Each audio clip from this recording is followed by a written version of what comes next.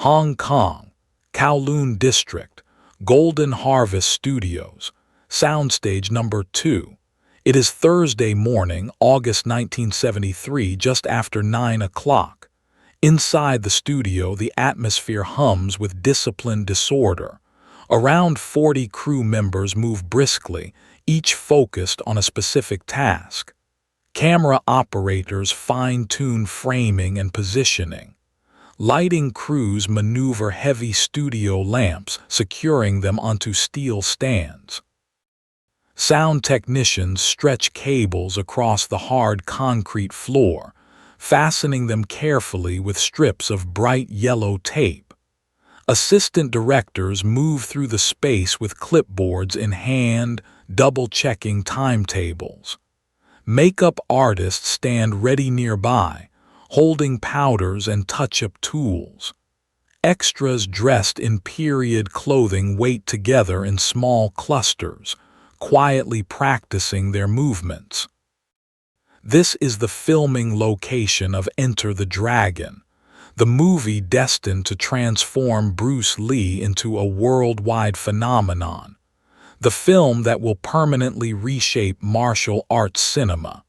Yet here, in August of 1973, it feels like any other production. Grueling hours, physical strain, constant pressure. Bruce Lee leads the cast, but his role extends far beyond acting. He designs the fight choreography, advises on philosophical elements, and frequently assumes practical directorial authority during action scenes. Every combat sequence must meet his standards. Each movement must feel genuine. This project represents his moment, his chance to demonstrate to the world how authentic martial arts should appear on screen. Bruce Lee is 32 years old. This will be the last film he completes. Within 2 months, he will be gone. But no one present knows that, not Bruce himself, not the crew, and not the young stunt performer who is moments away from making a decision that will alter his life. That stunt performer is named Jackie Chan. He is 19 years old, slight in build, agile, and bursting with energy. He has been involved in Hong Kong action cinema since childhood, the son of a stuntman educated at the Peking Opera School. He has mastered acrobatics. He understands tumbling. He knows how to fall convincingly, how to sell motion to the camera. His talent is undeniable, but he is also 19, and 19-year-old men often possess confidence that exceeds experience. Jackie has spent the past 2 weeks working on the Enter the Dragon set.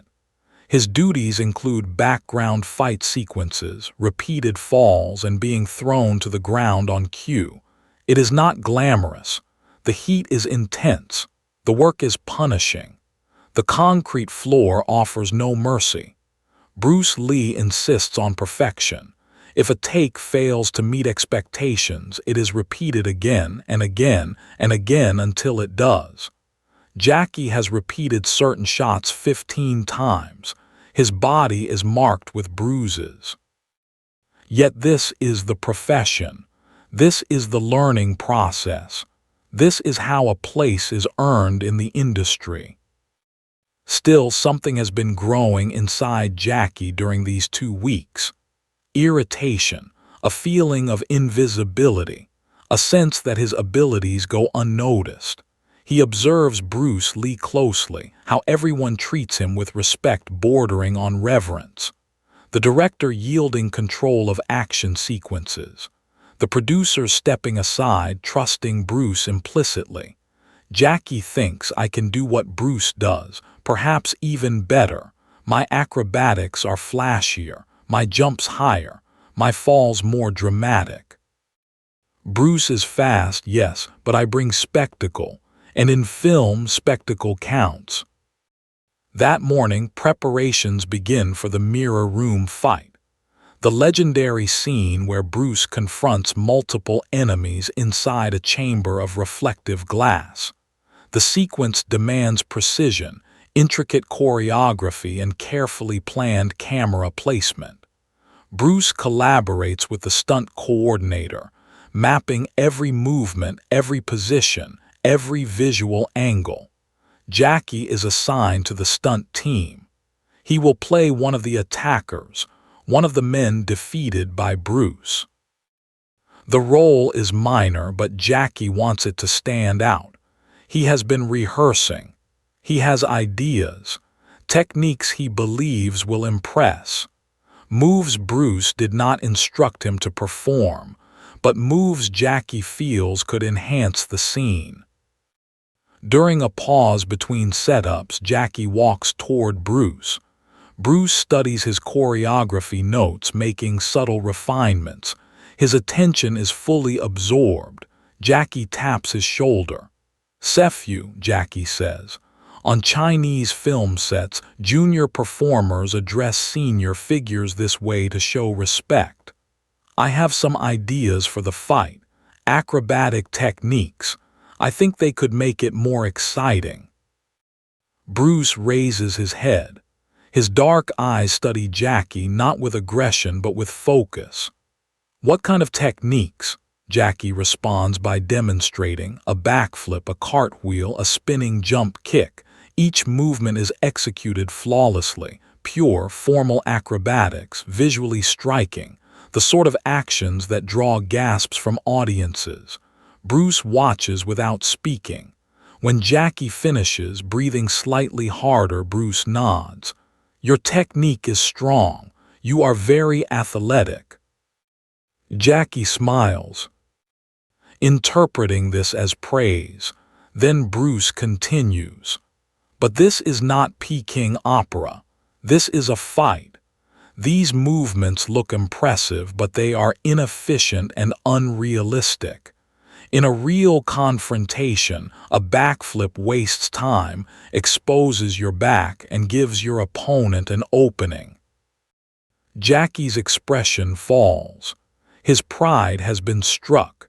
He has trained in these methods his entire life. He is among the finest acrobatic performers in Hong Kong, and Bruce Lee has just dismissed the skills he values most. A surge of heat flares inside Jackie's chest. Hurt pride, the confidence of youth. The response escapes his mouth before restraint can intervene. "With respect, Sephew," he says, "maybe your approach is better in real combat, but for film my techniques are more striking, more thrilling. Audiences want flips, acrobatics, spectacle. That is what makes action movies succeed." The set falls silent. Conversations cut off mid-sentence. Crew members turn their heads. Did that young stunt performer just contradict Bruce Lee? Did he really imply that his own movements were superior? Even Jackie realizes instantly that he has crossed a line. But the words are already spoken. They cannot be pulled back. Bruce places his notes aside, rises, and walks toward Jackie. His pace is steady, controlled, not hostile, but the focus in his eyes causes Jackie's stomach to tighten. Bruce stops a few feet away. "You believe your techniques are more impressive than mine." His voice is soft, yet it carries clearly across the soundstage. Jackie swallows. His throat is dry. "For the camera," he says. "For entertainment." Bruce lifts a hand, gently stopping him. "Show me," Bruce says. "Show everyone here your most impressive technique, the one you are proudest of." Jackie hesitates. This is not how he imagined this conversation unfolding. But now all eyes are on him. The director has halted production. The crew waits. If he retreats now, he will lose face. So Jackie does what 19-year-old pride demands. He sprints forward, launches into a front flip, rotates cleanly through the air, lands in a perfect split, then rebounds into a spinning kick. Every movement is precise. Every transition smooth. The execution is flawless. A low murmur ripples through the crew. It is undeniably spectacular. Jackie lands, breathing heavier but satisfied. He has proven his ability. Bruce nods. Very impressive, he says. Excellent technique. Then he adds, now I will show you something. Bruce does not step back. He does not run. He does not prepare. He simply stands where he is. Then in a movement so fast that many people fail to fully register it, Bruce shifts. His body advances, his arm extends, and suddenly he is behind Jackie. His open palm rests lightly on the back of Jackie's neck. No force, just contact. Jackie freezes. He did not see Bruce move. He did not hear him. One moment Bruce stood in front of him. The next, Bruce is behind him, hand at his neck. In a real fight, that hand could have struck. It could have ended everything instantly. Instead, it is only a tap, a demonstration. Bruce steps away, returning to his original spot. He addresses Jackie loud enough for the entire crew to hear. Your technique took 5 seconds. It looked beautiful, but in those 5 seconds I could have struck you 3 times. You were airborne, no control, no defense. Locked into a path you could not change, exposed. My movement took 1 second. You did not see it. You had no time to respond. Which is more impressive, the movement that looks good or the one that works? Jackie's face burns. Shame floods him. He has just been corrected in front of 40 people, but Bruce is not finished. Come at me, Bruce says. Try to hit me. Use your acrobatics, your speed, your best techniques. Show me that your way is superior. This is not a suggestion. It is both a challenge and an opportunity for Jackie to learn or to be humbled again. Jackie exhales. He is embarrassed, but he is also competitive, and a part of him still believes that youth and agility might surprise Bruce. He attacks with a spinning kick, fast, powerful, the kind that has succeeded countless times in Peking opera performances. But Bruce is no longer there. He has stepped off the line with minimal movement. Jackie recovers and throws a punching combination. Bruce redirects each strike effortlessly, as if guiding flowing water. Jackie launches into a jumping kick, excellent height, perfect form. Bruce ducks. The kick passes overhead. And before Jackie touches the ground, Bruce is already there. His hand rests against Jackie's ribs where a real strike would have landed. Enough pressure for Jackie to feel it, not enough to injure. Just enough to communicate, you are open. You are vulnerable. This could have ended. 8 seconds pass. Jackie has thrown 6 techniques. Everyone has been avoided or redirected. Bruce has not truly struck him, only touched, only demonstrated. Proof without violence. Jackie lands from his final jump kick and stands still, breathing heavily, not from exhaustion, but from realization. From the sudden understanding that everything he believed about fighting has just been shown to be incomplete. Bruce looks at him, not with anger, not with ridicule, but with the expression of a teacher. Jackie, you are talented, very talented. Your acrobatics are beautiful. Your athletic ability is impressive in Peking opera. You are excellent at stunt work. You will succeed. But do not confuse entertainment with effectiveness. Do not confuse appearance with function. Film is different from combat. In movies, we can use your flips. It can be made to look extraordinary, but you must understand the distinction. What you practice is performance. What I teach is combat. The embarrassment on Jackie's face is absolute. He has questioned a master, implied superiority, and been corrected publicly. His pride lies in pieces. His self-assurance has collapsed. And worst of all, he knows this outcome is deserved. He spoke without reflection. He claimed dominance without comprehension. Tears gather in his eyes, not from injury, but from humiliation, from the crushing exposure of his own arrogance. Jackie bows deeply. A formal Chinese bow, the kind reserved for true masters, for those worthy of the highest respect. "Sephew, I am sorry," he says. "I spoke without thinking, without understanding. I was arrogant. Please forgive me." His voice trembles. The entire crew watches as a young man's ego is dismantled in real time. Some feel compassion. Others believe the lesson was necessary. All recognize that they are witnessing a moment of instruction.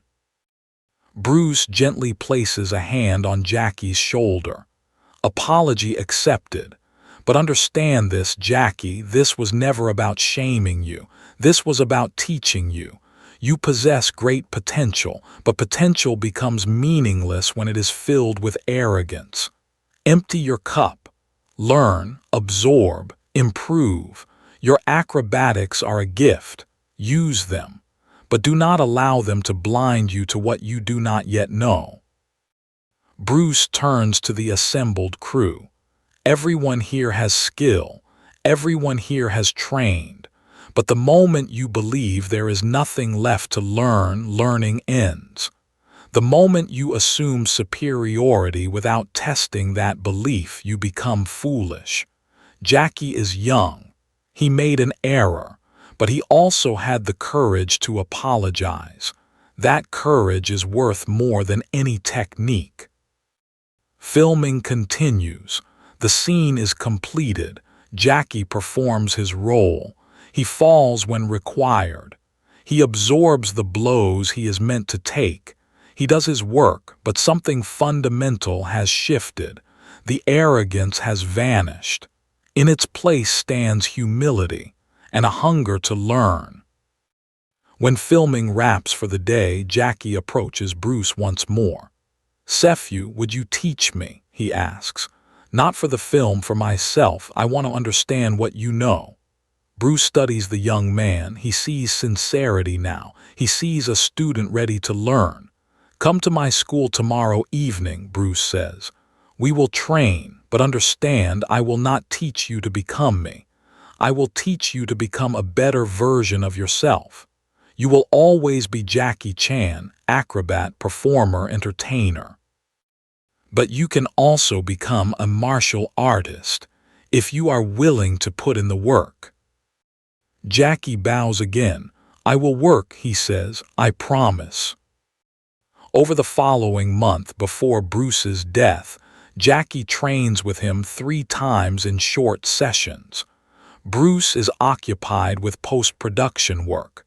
But in those brief meetings, Jackie learns more than he did in years of Peking opera training. He learns efficiency of movement. He learns how to read an opponent. He learns the difference between form and function. And Bruce learns as well. He realizes that when Jackie's acrobatics are fused with martial principles, something entirely new can emerge, something the world has never seen. When Bruce Lee dies in July 1973, Jackie is devastated. He has lost a teacher, a mentor, someone who recognized both his talent and his flaws, someone who cared enough to correct him, to guide him. In interviews decades later, after Jackie Chan has become an international superstar, he always recounts this story. He always speaks of the day he challenged Bruce Lee and was humbled in 8 seconds. "Bruce taught me the most important lesson," Jackie says. "Being impressive is not the same as being effective. Looking good is not the same as being good. True mastery requires humility. I was an arrogant kid. Bruce could have ruined my career that day. Instead, he destroyed my ego. And by doing that, he gave me the foundation to build something real. Everything I became afterward came from the lesson Bruce taught me in those 8 seconds. The story becomes legend within the Hong Kong film industry. The day Jackie Chan challenged Bruce Lee. The day a young stuntman learned that talent without humility has no value. The day arrogance confronted mastery and lost in 8 seconds. And the lesson endures. No matter how skilled you are, no matter how gifted, there is always someone who knows more, always something new to learn, always space to grow. Jackie Chan learned this lesson publicly in front of 40 witnesses. In 8 seconds, that changed his life.